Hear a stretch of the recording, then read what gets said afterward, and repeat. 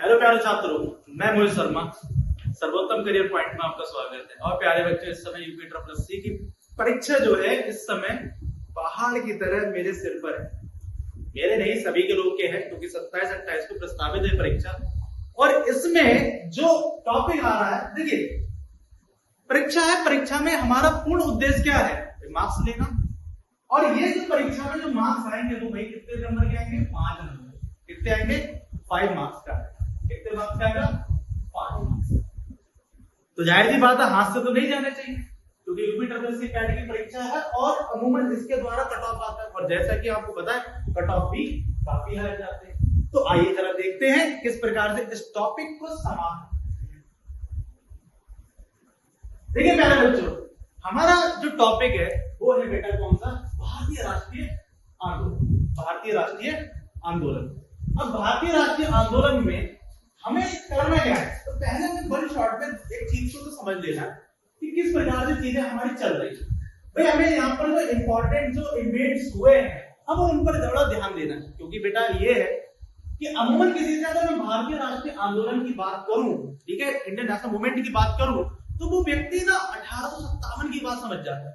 लेकिन ऐसा नहीं है। देखिए यूपी ट्रिपल एस सी के पहले सिलेबस की तरफ ध्यान से देखिए। ये जो मैंने सिलेबस दे रखा है उस सिलेबस की तरफ ध्यान से देखिए, इन्होंने कहां से दिया है। सबसे पहले स्वाधीनता आंदोलन के प्रारंभिक वर्ष, ठीक है, कौन से वर्ष है? स्वदेशीकरण सविनय अभिज्ञा आंदोलन, ठीक है, महात्मा गांधी तथा अन्य नेताओं की भूमिका, राष्ट्रीय क्रांतिकारी आंदोलन तथा उग्र राष्ट्रवाद का उदय, ठीक है, विधायी संशोधन तथा ब्रिटिश इंडियन एक्ट 1935, भारत छोड़ो आंदोलन, आजाद हिंद फौज तथा नेताजी सुभाष चंद्र बोस। ये सारे टॉपिक जो हैं UP triple S C PET की परीक्षा के सिलेबस के दृष्टिकोण से हैं और इसे हम कवर करते हैं इस वीडियो के माध्यम से। चैनल वीडियो को अंत तक देखें, जरा ध्यान से देखें, और इससे एक भी प्रश्न आपका छूटेगा नहीं। मुद्दा हमारा जरूर ये है कि भाई 1905 से लेके जो 1947 है, इसको मैंने 4 चरणबद्ध तरीके से तोड़ रखा है।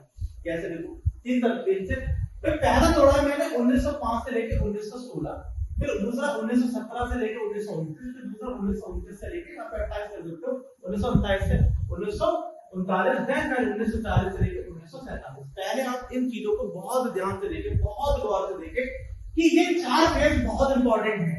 4 फेज बहुत इंपॉर्टेंट है। पहला ये फेज, दूसरा ये फेज, तीसरा ये फेज और चौथा ये फेज। मैं सभी बच्चों को ये बोलना चाहूंगा, इवन कुछ और भी कॉम्पिटिटिव एग्जाम की तो तैयारी कर रहे हैं, उनसे भी यही बोलना चाहूंगा कि बेटा आप सारे लोग इसी तरीके से जस्टिफाई करें इस टॉपिक। 1905 से क्वेश्चन कैसे बनता जाता है? अगर 1905 से लेकर 1916 तक की हम कहानी को देखें, भाई 1905 जो है, अगर आपको याद हो बंगाल का विभाजन, उसके पीछे की कुछ कारण रहे होंगे कि बंगाल का विभाजन हुआ है। बंगाल के विभाजन से रिलेटेड आपको सबसे पहले ये याद रहता है कि भैया कर्जन भैया ने हमारा क्या करा था, यहाँ पे ये काम करा था कि कर्जन ने यहाँ पर बंगाल के विभाजन को एक नया मोड़ दिया, जिससे क्या है, देश में एक आक्रोश फैल गया। ठीक है यार, क्योंकि मुद्दा यह है कि बंगाल का जो विभाजन है वो बेसिकली हमारे लिए बंगाल जो है वो एक वित्तीय सहायता का रूप भी रहा। ठीक है, किस तरीके से जाते हैं? अगर हम इंडियन मैप को देखें, इंडियन मैप को देखें और इंडियन मैप में क्या है, ध्यान से समझो कि अगर मैं इस मैप को देखूं ध्यान से, भाई इतना पार्ट जो है वो सबसे ज्यादा शिक्षित है। तो जाहिर सी बात है, कोशिश ये रहेगी इस पार्ट को अलग कर दिया जाए। अगर इस पार्ट को मैंने अलग कर दिया तो जाहिर सी बात है सारे के सारे जो हैं वो हाथ बंद है पूरे भारत में। और यहाँ पर जो जिस तरीके से इन्हें स्लेविंग करानी है ब्रिटिश सरकार को, उस तरीके से बहुत इंपॉर्टेंट नेचर में हो जाए। ठीक है, तो सबसे पहले इन्होंने करा शिक्षा का मार्गदर्शन लेकर आए। 1904 में काम करा, भारतीय विश्वविद्यालय अधिनियम पारित किया। ठीक है, 1904 बहुत इंपॉर्टेंट है और ये क्वेश्चन के माध्यम से आ जाता है। 1905 जो कि आप अमूमन भूलते नहीं कि 1905 में बंगाल का विभाजन, लेकिन इस विभाजन के पीछे का कारण भी रहा है, ऐसा नहीं है सर यहाँ पर ये जो विभाजन है उसके पीछे का कारण रहा है। मैं बोलूं तो ये विचारधारा का है। ये जो पीरियड है वो विचारधारा से रिलेटेड है। कैसे विचारधारा? या जो विचारधारा आज भी पनप रही है, तो विचारधारा कौन सी पनप रही है? सबसे इंपॉर्टेंट ये है, ये जो अगर पीरियड बोलूं तो उग्रवादी लोगों का है, यानी कि एक्सट्रीमिस्ट बोलते हैं इंग्लिश में अगर बात करें, एक होता है गर्म दल और एक होता है नरम दल। इन चीजों को आपने ध्यान से देखा भी होगा। अगर मैं विचारधारा की बात करूं तो एक व्यक्ति को चाहिए जल्दी में, मतलब कह सकते हैं हिंसा के आधार पर, और एक को चाहिए अहिंसा के आधार पर। अहिंसा का मतलब यहाँ पर इसलिए नहीं कि ये पत्र लिखेंगे गवर्नमेंट सरकार को, ये हड़ताल कर सकते हैं, ये स्ट्राइक कर सकते हैं, बहुत सारी चीजें, ये इनका तरीका रहेगा, लेकिन ये कुछ और नहीं कहेंगे। इनका ये है कि किसी तरीके से जोर जबरदस्ती किसी तरीके से हमें आपको कब्जे से हटाना है, ये इनका उग्र नेता। अब यहाँ पर आप 3 नेताओं के नाम सुनते हो। आप सुनते हो लाल, बाल और पाल। बहुत इंपॉर्टेंट, लाल लाजपत राय, बाल गंगाधर तिलक और रविचंद्र पॉल। ये 3 लोग बहुत इंपॉर्टेंट है और काफी इंपॉर्टेंट नेचर है। यहाँ पर ये व्यक्ति बहुत इंपॉर्टेंट है, बाल गंगाधर तिलक। अब यहाँ पर क्या है कि बंगाल का विभाजन होता है। बंगाल का विभाजन होने से एक आक्रोश है कि ऐसा है, लेकिन इसके पीछे इनका बिल्कुल तिगड़म लगी हुई है। और ये देखिए आगे जाके देखेंगे कि सूरत अधिवेशन कांग्रेस में फूट भी पड़ जाएगी। कैसे पड़ जाएगी? इन्होंने क्या करा कि इन्होंने एक पक्ष जो कि मुस्लिम लीग की स्थापना है, इस वर्ष में आप सांप्रदायिक पुरस्कार की भी बात करते हो कि सांप्रदायिक का भी अधिक मतलब यूज करा है यहाँ पे ब्रिटिश सरकार ने कि मुस्लिम लीग की जो स्थापना है वो कराई। और आप बिल्कुल अपनी जगह सही है, जो आप सोच रहे हैं मैं भी सोच रहा हूँ, बिल्कुल सही है। इसमें ब्रिटिश सरकार का पूरा हाथ रहा है, ठीक है, ब्रिटिश सरकार का पूरा हाथ रहा है, ठीक है। इससे रिलेटेड तो आप नाम लिखते हैं, आपको आगा खान नाम मिलता है, आगा, ये शब्द मिलेगा आपको आगा खान, बहुत ध्यान रखिए। आप मुझे कमेंट सेक्शन में बोलेंगे कि एक व्यक्ति और है इससे रिलेटेड, आप कमेंट सेक्शन में लिख के बताएंगे कि वह व्यक्ति कौन है जो यहाँ पर इनके साथ भी रहते हैं। यानी कि 2 लोगों का नाम आता है, वास्तविक संस्थापक और जो उसको मतलब वास्तविक और जो प्रचलित करते हैं, जो जिसकी वजह से क्या है प्रचलित होता है वो मुस्लिम लीग, एक वो संस्थापक। 1907 में सीन ये होता है कि 1907 में सूरत अधिवेशन करा, कांग्रेस में फूट होती है। और ये कांग्रेस जो शब्द है, कांग्रेस में फूट है, इसका मतलब क्या है, नरम दल और गरम दल की विचारधारा पूरी तरीके से यहाँ पर अलग हो चुकी है। और ये सूरत अधिवेशन होता ये है कि बाल गंगाधर तिलक जी जो है वो ये चाहते हैं कि जो अधिवेशन सूरत अधिवेशन हुआ है, ये बेसिकली प्रपोजल था किसका, गोपाल कृष्ण गोखले, ठीक है। वो ये चाहते थे कि यहाँ पर ये अधिवेशन जो है वो सूरत में हो, और इसकी जो अध्यक्षता है क्वेश्चन बहुत आता है, ये इसकी अध्यक्षता किसने करी, रास बिहारी बोस, ठीक है, ये क्वेश्चन आ भी चुका है, ठीक है, कि ये इसकी अध्यक्षता करें। लेकिन जो बाल गंगाधर तिलक है ये चाहते हैं, साथ में अरविंद जो आपके अरविंदो घोष है उनके साथ मिलकर ये चाहते हैं कि ये जो अधिवेशन है वो बेसिकली पूना या नागपुर में। लेकिन अनुमान होता क्या है कि यहाँ पर ये सूरत में हो जाता है, तो ये एक तरीका और होता है, और ये बात इनकी यहाँ पर जायद रूप में आती कि ऐसा हुआ। चलिए यहाँ पे कांग्रेस में फूट होती है। हमारा जो जानने वाला प्रश्न ये है कि रास बिहारी बोस ने इसकी अध्यक्षता की। 1909 में मॉर्ले विंडो रिफॉर्म होता है, सुधार नीति आती है कि ठीक है कॉन्स्टिट्यूशन को एक ग्रेजुअल लेवल पे हम कैसे प्रसारित करेंगे इससे रिलेटेड। लेकिन इस को मैं एक चीज और बोलता हूँ, इसकी वजह से एक सांप्रदायिक का भी नेचर आया। कैसे आया कि भाई जो मुस्लिम्स हैं वो अपने मुस्लिम रिप्रेजेंटेटिव को ही वोट देंगे और हिंदू रिप्रेजेंटेटिव खाली हिंदू को ही वोट देंगे। देखिए ये नीति रही, इसका मतलब अंग्रेजों ने पूरी व्यवस्था बना रखी है कि आपको तोड़े देंगे, सही है। 1911 में होता क्या है, क्योंकि इससे रिलेटेड बहुत ज्यादा समस्याएं रहती हैं कि एक जाहिर सी बात है 1905 का जो बंगाल विभाजन है बाद में क्या हुआ, एबॉलिश भी हो गया। ऐसा नहीं है कि इन्होंने कहा लेकिन बाद में एबॉलिश भी हो गया। 1911 में ब्रिटिश सम्राट यानी कि किंग जॉर्ज पंचम इनका स्वागत होता है। और अगर आपको पता होगा कि हमारे यहाँ पर 2 जगह है, एक गेटवे ऑफ इंडिया है और दूसरा है रेड फोर्ट, ठीक है, लाल किला, ठीक है, अगर आपने सबने सुना होगा। तो जो हमारा गेटवे ऑफ इंडिया है जो कि मुंबई में स्थापित है, वो इन्हीं के स्वागत में बनाया गया, आपको पता होगा।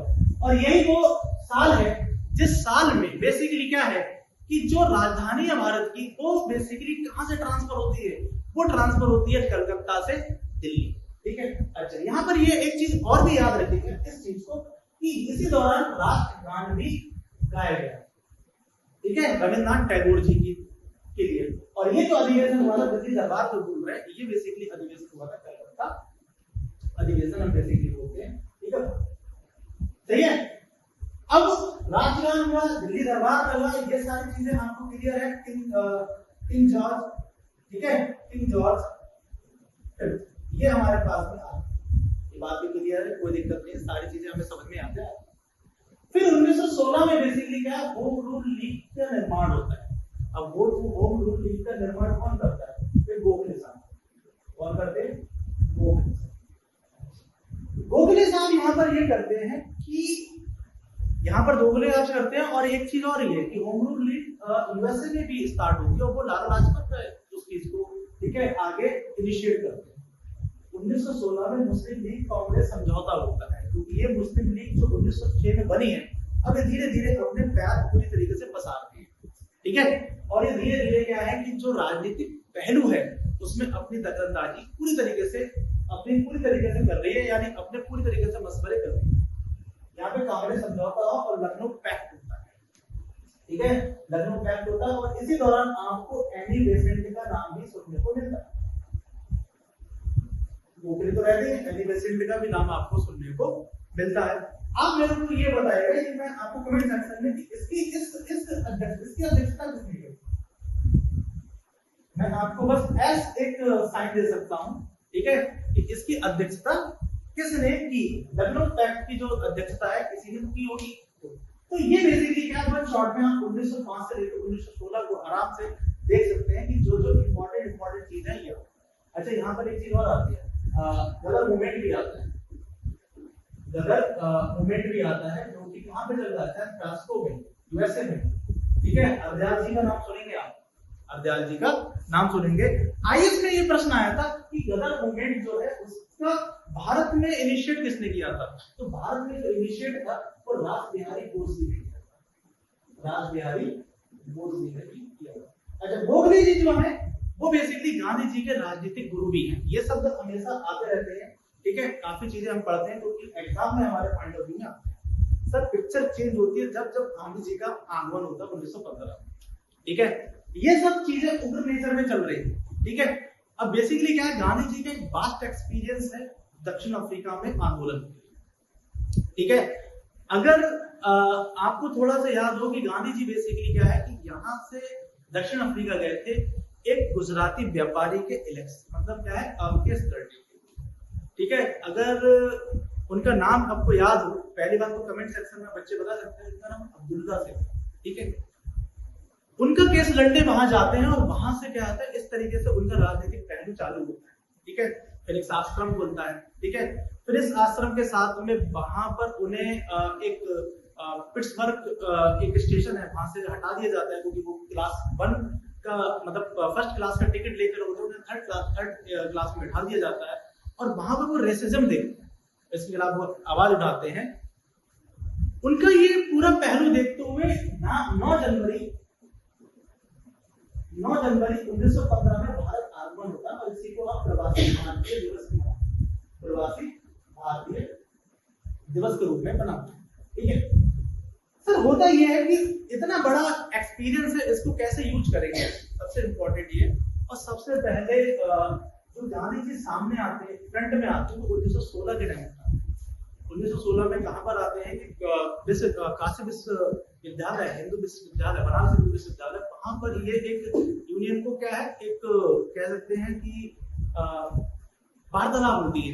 फर्स्ट टाइम जो है पब्लिक डीलिंग जो होती है वो इनकी बनारस हिंदू यूनिवर्सिटी में होती है, विश्वविद्यालय। सर इनका जो अब जो नया फेज है वो चालू कहां होता है, सत्याग्रह। और सत्याग्रह अहिंसा कैसे चालू हुआ देखिए। 1917 1928 काफी इंपॉर्टेंट है, काफी चेंजेबल कंडीशन है और ये ब्रिटिश सरकार को पूरी तरीके से क्या है, कमजोर करने का साल भी रहा है। किस तरीके से देखिए, 1917 में ये होता है कि चंपारण में एक अंग्रेजों के द्वारा एक चाल खेली जाती है। क्या खेली जाती है, रीजन क्या है कि जर्मनी में होता यह है कि सिंथेटिक नील का यूज होता है। सर ऐसा है यूरोप में ना मार्केटिंग के से रिलेटेड तो ये सब पैसा मेरे को ही मिल जाए, किसी को दूसरी जगह पे ना, ये काम वहां पे चलता है। तो यहाँ पर क्या है, इनकी जो ब्लू डाई है, ठीक है, उससे रिलेटेड काम चलता है, यानी कि हम बोल सकते हैं नील की खेती, ठीक है, नील की खेती से रिलेटेड। कैसे समझिए, चंपारण में होता क्या है कि ब्रिटिश सरकार एक चीज करती है कि आपके पास 20 हिस्सा है, 20 में से 3 हिस्से पर आपको नील की खेती करना आवश्यक है, ठीक है, इज अ मैंडेटरी, ठीक है, जैसे आप 3 गठिया नियम भी कहते हैं, 3 गठिया नियम भी कहते हैं। अब जिससे क्या होता है कि रोज जनरेट होता है, क्योंकि लोग मुख्यतः क्या करते हैं, लोग यहाँ पर अपने हिसाब से ही चीजों को करते हैं, बात समझ गए, जो खाने की फसल है उस हिसाब से करते हैं। और यहाँ पर एक व्यक्ति का नाम आता है जिसका नाम है राजकुमार शुक्ल, राजकुमार शुक्ल। ये बेसिकली क्या होता है, गांधी जी को बुलाते हैं कि भाई आप आए और हमारे लिए बात करें लोगों से, ठीक है, गांधी जी आते हैं, गांधी जी का आगमन होता है 1917 में, ठीक है। अब 1917 में आने के बाद भाई साहब ब्रिटिश को तो पता है कि इस व्यक्ति की काफी मतलब खतरनाक वैल्यू है। अब ये होता है कि ब्रिटिश सरकार ये करती है कि इन्हें बोलती है कि भाई ऐसा रातों रात चले, गांधी जी ये बोलते हैं कि हम चले जाएंगे, लेकिन भाई साहब ये है कि हम तभी जाएंगे जब इस नियम को हटा, ठीक है, इस नियम को आप जरा सा हटा। तो भाई गांधी जी इस चीज पर डर जाते हैं और यहां से गांधी जी क्या है कि भूख हड़ताल चाहते हैं। गांधी जी की जो है वो यहां से जो है तो भूख हड़ताल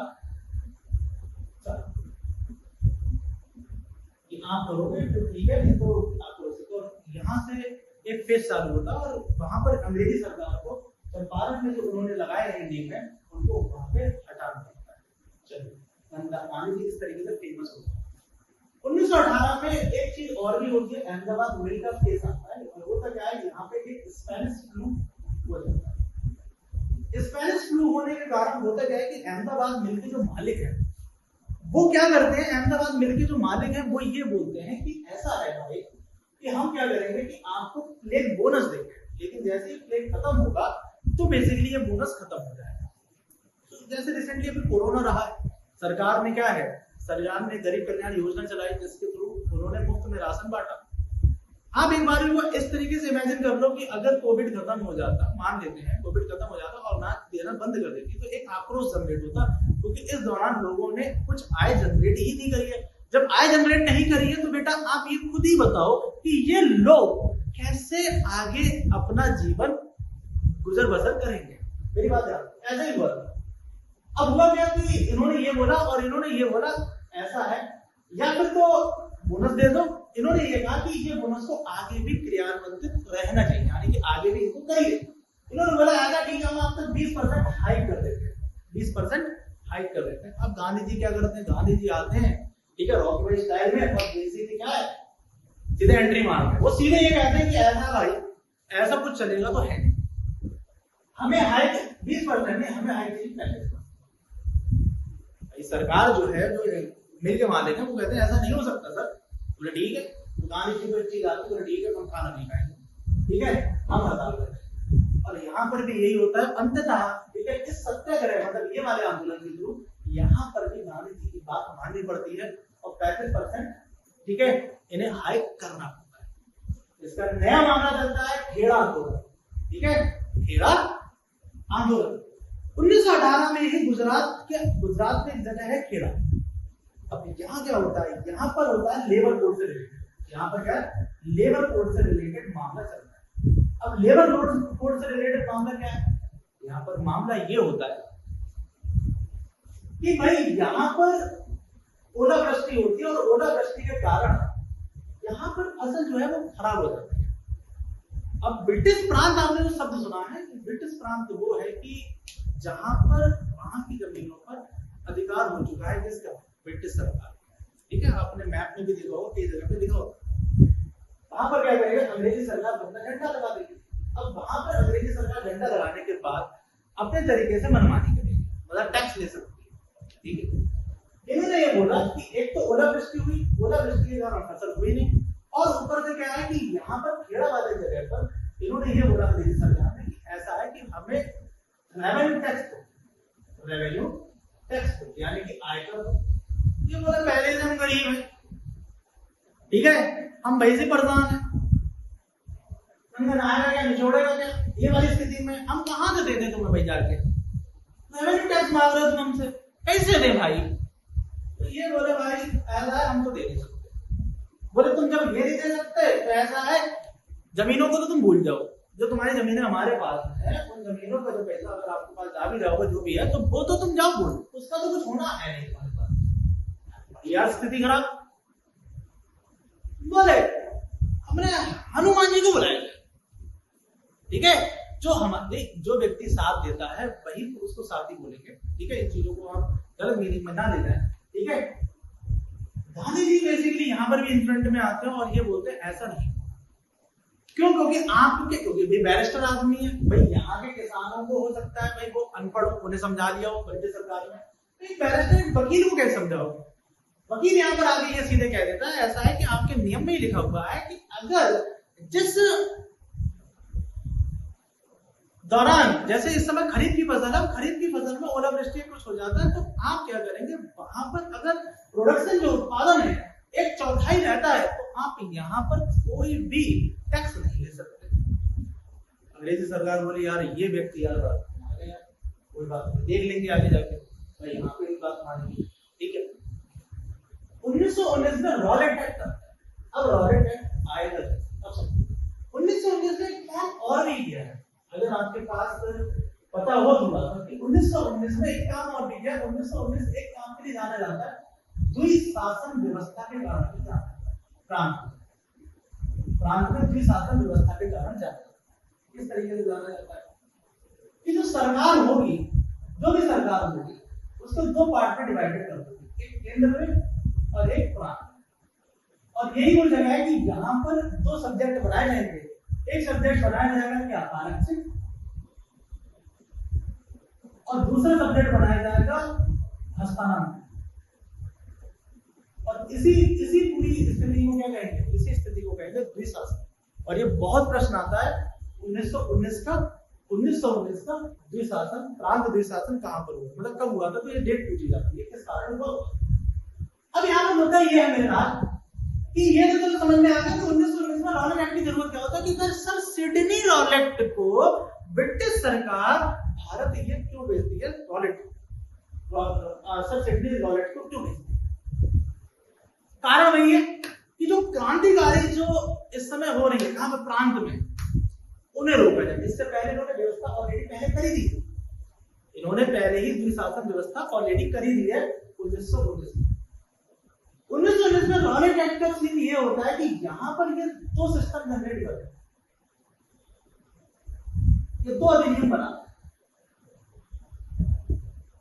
एक अधिनियम बनाते हैं क्या, यहाँ पर 2 अधिनियम इन्होंने बनाए हैं, और वो 2 अधिनियम किससे, एक बनाए एकाधिकार से रिलेटेड, अगर कोई चीज है तो उस पर हम अपने तरीके से नियम कायदे कानून बना सकते हैं, पहला। दूसरा का नाम है क्रांतिकारी अधिनियम, एक तरीके से कि भाई ऐसा है अगर तुमने थोड़ी सी छूटा पड़ गई तो चलिए। इस नियम में एक चीज और भी दिमाग में आ जाती है कि हम सबके संदेह पर हम किसी भी व्यक्ति को उठा सकते हैं, हम उससे पूछेंगे नहीं और जेल में डाल देंगे। इससे आक्रोश फैल जाता है और एक मास होता है, मास कह सकते हैं कि एक बड़े लेवल पे जाकर लोग क्या है इसके खिलाफ हो जाते हैं। गांधी जी यहाँ पर भी यही काम करते हैं जैसे पहले किया है, और ये गांधी जी का पहला एक्ट होता है जिसमें एक बड़े स्तर पर जाकर वो क्या करते हैं, बड़े स्तर पर जाकर लोगों जनप्रतिनिधित्व करते हैं। इस बात को समझिए, ये छोटे-छोटे क्वेश्चन है, ठीक है सर। ये यहाँ पर ये घोषणा करते हैं कि 6 अप्रैल को हम क्या कर देंगे, 6 अप्रैल को एक भूख हड़ताल करेंगे। 6 अप्रैल को हड़ताल हो जाएगी और पूरे देश में हड़ताल होगी, जिससे ब्रिटिश सरकार पूरी तरीके से पैरालाइज हो जाए कि कुछ कह नहीं पाए, ठीक है। और इसी दिन होता क्या है कि इसी दिन 3 लोग यानी कि गांधी जी बॉम्बे से और 2 लोग पंजाब से, एक कौन, सैफुद्दीन किचलू, ठीक है, और साथ में क्या है डॉक्टर सत्यपाल, इन लोगों को गिरफ्तार कर लिया जाता है क्योंकि ये ऑलरेडी एक्ट पहले ही पारित हो चुका है, चलिए हो चुका है, आक्रोश चालू। 1919 में जलियांवाला बाग हत्याकांड होता है, वैसा भी कर होता है 13 अप्रैल को, ऑलरेडी लोगों के अंदर तो प्रतिशोध है कि हमारे लोगों को इन्होंने गिरफ्तार क्यों कर दिया, इन्हें बाहर निकाला। कुछ लोग बेचारे जिनको बता रहे वो बैसाखी का जो त्योहार मनाने अमृतसर आते हैं और यहाँ पर ये एक व्यक्ति का नाम है जनरल डायर, ये अपने बहादुरी दिखाते हैं। और बहादुरी कैसे दिखाते हैं? इनकी बहादुरी उधम सिंह जी हमारे निकाल देंगे। इनके घर में जैसे इन्होंने यहाँ पर किया था, इनको जाके वहां पे ठोक देंगे। देखो कैसे ये क्या करते हैं कि ये विचारों को, जितने भी हजारों में लोग हैं, एक जगह का ही रास्ता होता है वहां बंद करके फायरिंग अंधाधुंध कर देते हैं और सबको पूरी तरीके से नस्तो नाबूद कर देते हैं। और ये अपने आप को बहुत सॉलिड में रॉकी भाई कहलाते हैं ना, ये कहते हैं। इनकी हेगड़ी बहुत है और इनकी वाहवाही के लिए ब्रिटिश सरकार इनको थोड़ा सा प्रोत्साहन भी करती है कि हाँ ठीक है, इन्होंने कहा ऐसा है कि मुझे जरूरत पड़ी और मैंने करा, बोले अच्छा ठीक है। उधम सिंह जी भी रहे होंगे इस टाइम पे, उन्होंने कहा बेटा ठीक है हेगड़ी हम तुम्हें निकाल देंगे, चिंता मत करो, वक्त आने दो, हम देख लेंगे, ठीक है। चलिए जलियांवाला बाग हत्याकांड होता है। इसके बाद क्या होता है, गांधी जी को एक ठेस पहुंचती है और ये अपने सत्याग्रह को वापस लेते हैं, ठीक है। एक मिनट फिर आता है मैंडेबल चैपफोर्ड और ये इस समय जो ब्रिटिश सरकार है उनके पास एक मौका होता है, तो सोचते हैं कि इसी दौरान क्या है कि कुछ सुधार नीति लेकर आओ जिससे पूरी तरीके से यहाँ पर फिर से कवर कर सको। मॉन्टेगू चैपफोर्ड रिफॉर्म, अच्छा जो दुनिया क्या समझे, मॉडल मिंटो भी है, मॉन्टेगू चैपफोर्ड। तो चैपफोर्ड जो है वो वायसरॉय है, ठीक है बेटा, और मॉन्टेगू जो है वो सचिव, ठीक है ना, सचिव। ये 1858 में जब भारतीय शासन अधिनियम बना था, जब ईस्ट इंडिया कंपनी गई थी और ब्रिटिश क्राउन ने आधिपत्य किया था, तब ये चीजें होने लगी। पहले जो हमारा जनरल गवर्नर कहलाते थे, जनरल गवर्नर भारत कहलाते थे, ये सब चीजें चेंज हो चुकी। 1920 में खिलाफत आंदोलन होता है। खिलाफत आंदोलन हुआ कैसे, आप समझिए। तुर्की से स्टार्ट होता है, वहां के खलीफाओं की जो पावर है ब्रिटिश सरकार के करती थी कम हो जाती, कम कर देती, जिससे हमारे यहाँ पे जो लोग रह रहे हैं और आस पास में जो भी इस्लामिक जो देश है वो लोग इसका खिलाफ में आ जाते हैं और यहाँ से खिलाफत आंदोलन होता है। जैसे गांधी जी को तो एक फेस सही होता है, बाद में जाकर खिलाफत आंदोलन और साथ में गांधी जी भी मिल जाते हैं। बाद में ये है कि जो आगे 1924 में या 1922 में 1924 में 1922 में क्या होता है, चौरी चौरा हत्याकांड होता है। आपको पता होगा कि यहाँ पर क्या होता है कि ये गोरखपुर साइड का मामला है, उत्तर प्रदेश में उस टाइम सदस्य प्रांत हुआ करता था कि कुछ रेट बढ़ा दिए गए थे, जिसके कारण से क्या है वहां पर मांग करी और वहां के लोगों ने क्या करा, इन्हें मारा तोड़ा। इन लोगों ने क्या करा, वहां पर जाके सीधे उड़ा दिए, इन्होंने पूरा खाने का दाना उड़ा दिया। और ये घटना चौरी चौरा हत्याकांड से, ठीक है, पान से मारा। और इस कारण से इनको एक तेजी पहुंची जो खिलाफत आंदोलन और आईएनसी कांग्रेस मिलकर जो दोनों प्लस कर रहे थे, उसमें थोड़ा सा टकराव भी है, ठीक है। यहाँ पर खिलाफत स्वराज पार्टी गठित होती है, जिसको तो लोग बेसिकली क्या है आगे कंटिन्यू करते हैं, जिसका नाम है चित्तरंजन दास, सीआर दास, और दूसरे आपके हैं क्या नाम है, मोतीलाल नेहरू जी। ये बेसिकली क्या है, इनका एक सपना है कि हम ब्रिटिश सरकार के हम भी चुनाव में जाएंगे, हम भी उनके सिस्टम पे जाएंगे, उनके सिस्टम को इंटरनली समझेंगे कि वो क्या चाहते हैं, ठीक है। अच्छा, ये फिर इसी दौरान क्या साइमन कमीशन को गठित किया जाता है 1927 कि भैया ऐसा है 1927। और ये बेसिकली भारत में आता है और इसका बहुत अच्छे से क्या होता है, बहुत अच्छे से स्वागत होता है, साइमन गो बैक। और ये बेसिकली यूपी यूनिवर्सिटी पैट का क्वेश्चन है कि साइमन गो बैक यानी कि भारत कब आया, ये क्वेश्चन आ भी चुका है 2021 में। ये पार्ट बेसिकली क्या हो जाता है, फिर आप यहाँ पर कंप्लीट हो जाता है। ये हमारा जो पार्ट है वो 1917 से लेकर 1928 तक समाप्त हो गया। 1929 और 1939 में जो फेज है वो ट्रांसफॉर्मेशन फेज है। यहाँ पे कोई सारी चीजें चेंज होगी, अब वैसी नहीं रही जैसे पहले। कैसे 1919 में एक काम होगा, भगत सिंह क्या करते हैं, केंद्रीय असेंबली में बम विस्फोट कर देते हैं। किसके साथ है, बटुकेश्वर दत्त के साथ। और मैं आपको बताऊं बटुकेश्वर दत्त को ये थोड़ा झटका भी लगता है कि मुझे इनके साथ में फांसी क्यों नहीं हुई। बाद में क्या करते हैं, इनकी शहादत के लिए, ठीक है, इनकी शहादत के लिए इनकी जहां पर समाधि है उसी जगह पर अपनी भी इनकी ये इच्छा होती है कि मुझे भी वहां पर दफन किया जाए, ठीक है। वहां पर करते हैं और ये पकड़े जाते हैं। फिर बाद में क्या है कि इनको फांसी की सजा होती है, ठीक है। आप मुझे कमेंट सेक्शन में बताइए कि भगत सिंह जी की फांसी कब हुई थी, किस वर्ष हुई थी, 1929 में हुई थी या 1930 में हुई थी, ये मुझे आप बताएं, ठीक है, कमेंट सेक्शन में बताइएगा। अब होता क्या है कि 1929 में कांग्रेस द्वारा पूर्ण स्वतंत्रता की मांग की जाती है। यहाँ पर लाहौर अधिवेशन होता है और 26 जनवरी जो होता है उसे स्वराज दिवस के रूप में मनाते हैं। आपने थोड़ा सा सुना भी होगा।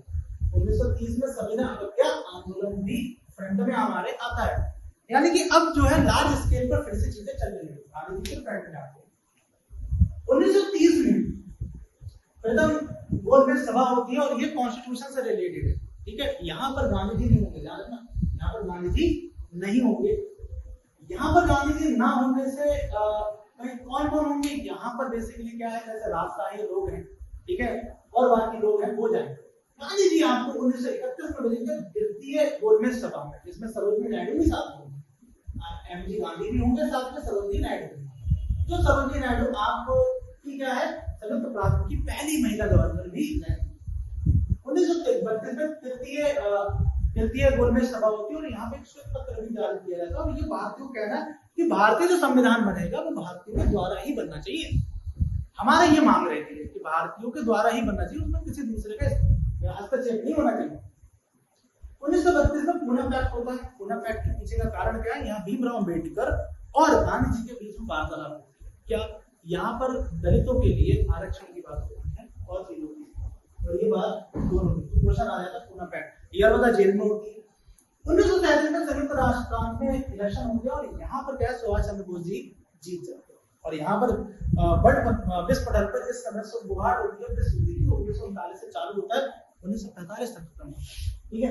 इस दौरान क्या है, 1929 से लेकर 1939 में बस कुछ इंपॉर्टेंट पॉइंट है और जो सबसे ज्यादा इंपॉर्टेंट पॉइंट है 1935 का भारत शासन, भारत सरकार अधिनियम, भारत सरकार अधिनियम।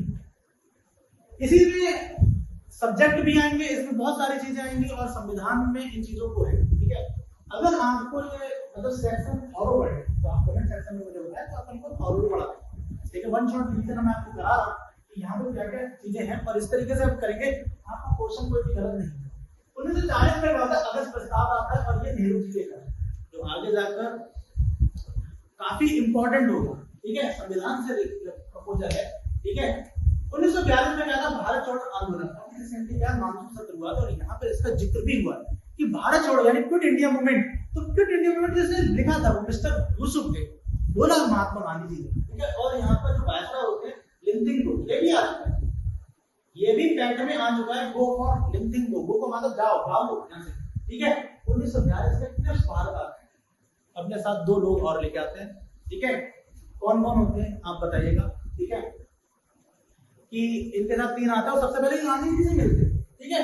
1943 में आजाद हिंद फौज की स्थापना, आजाद हिंद फौज की जब स्थापना होती है तो बेसिकली सबको पता है सुभाष चंद्र बोस जी ने इसको नींव रखी, लेकिन इससे रिलेटेड क्वेश्चन आता है एक्चुअल, तो यहाँ पर मोहन जी का भी नाम आता है, यहाँ पर रास बिहारी बोस का भी नाम आता है, ठीक है। ये थोड़ा सा कॉन्सेप्चुअल है। यहाँ पर 3 लोगों पर बेसिकली क्या है, एंट्री भी कराई जाती है। तो 3 लोग कौन कौन है ये आप मुझे कमेंट सेक्शन में बताएं, क्योंकि ये क्वेश्चन है, एक सिंपल थी, थोड़ा सा ट्राई आप करें कि भाई इनको थोड़े पढ़ने की ललक तो लेके आए, क्योंकि क्वेश्चन है और डायरेक्ट पूछेंगे। तो आईएएस में जो मैं बोल रहा हूँ कौन 3 लोग थे, एक हिंदू था, एक मुस्लिम था और एक सिख था, और तीनों की एंट्री होती है, ठीक है। सबसे बड़ी चीज अभी ये रिसेंटली क्वेश्चन आया था कि इस दौरान जो बटालियन होती है वो किससे, झांसी की रानी नाम से बटालियन, महिला बटालियन बनाई जाती है, ये भी आता है।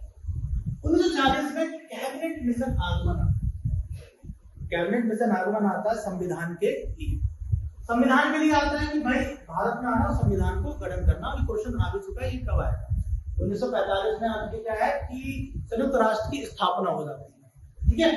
1940 में भारतीय सभा का निर्वाचन होता है और यहाँ सबसे पहले जो सिलेक्शन होता है इलेक्शन 9 दिसंबर, ठीक है। और यहाँ पर एक स्थायी सदस्य होते हैं, ठीक है, और उनका नाम क्या है, सचिंदानंद सिन्हा, ठीक है।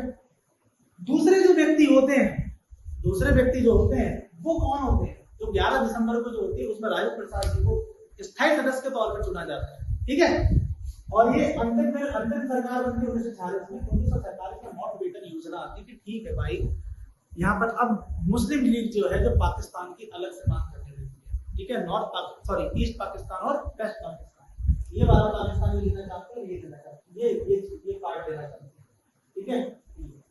और यहाँ पर जिस पर मुहर लग जाती है और इसी तरीके से 15 अगस्त 1947 को हमको स्वतंत्रता प्राप्ति हो जाती है।